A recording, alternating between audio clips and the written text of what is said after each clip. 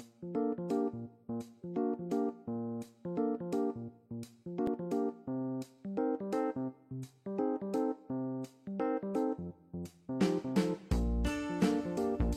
St. Andrews.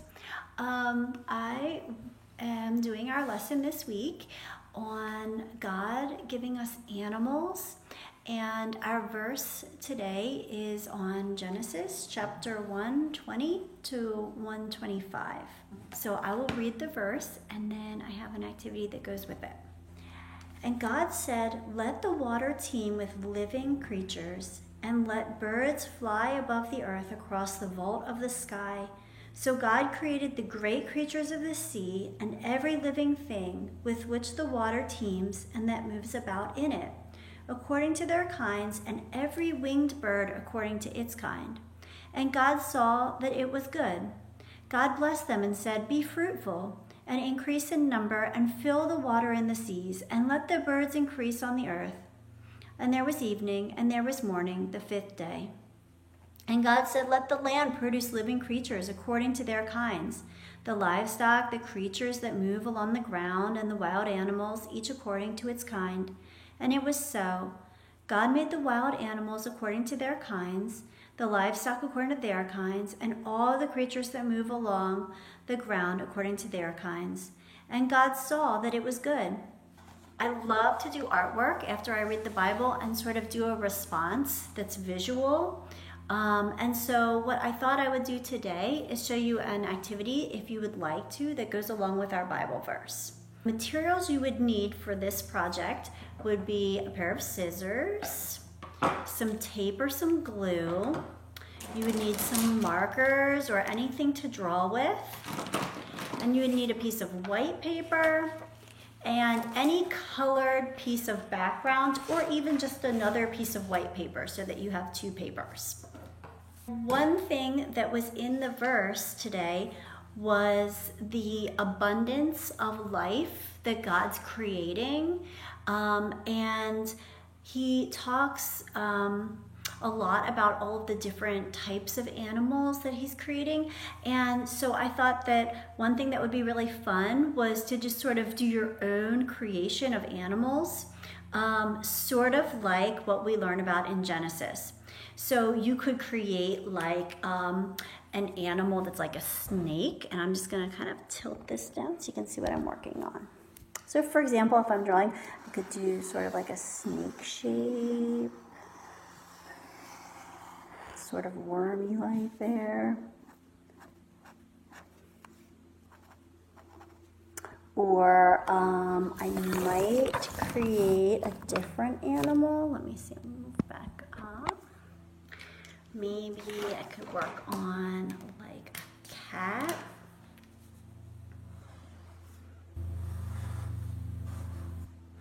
And you don't have to do animals that are totally realistic. You can make up your own animals and you can make them look however you want. They can just be different creatures.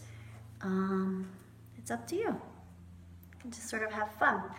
After you've created some of your animals, then we can make an animal collage. So what you will do is take your scissors, and I'm not cutting out each like ear and every little tiny thing. I'm just sort of going and cutting around my animals so that they're sort of like little cloud shapes of my animals. There's one, and I can cut out my snake. I'm just kind of going along, cutting everything out.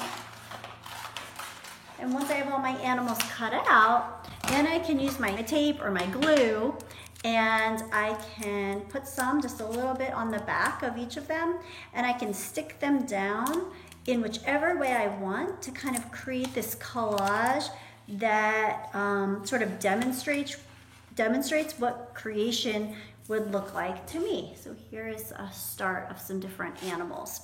I have a really good example of this project that my son actually did for me, and I'm going to show it to you right now. And he did the whole finished project for me. And it sort of shows all the animals there are. And I liked it so much I put it in a frame. So you can see he kind of went through, and he has all different kinds of creatures. I know it's a little bit hard to see with the glare. So you can see some of his creation. He has a big whale and a porcupine and a tiger and a bat, all different things that he glued out and put together and made a big collage that shows creation. If you'd like a different idea or response to this verse and you don't want to do something that's in a visual format, another idea you could do is in your prayers include a prayer for the animals in the world. So you could think about your pets or a neighbor's pet and you could say a prayer for them. Like, dear God, I'm so thankful for all of the animals that you've put into my life and the lives of others. I really appreciate my puppy, and please keep him safe and make him feel my love and God's love. In your name, amen. That would be another example. That's a prayer for my little dog.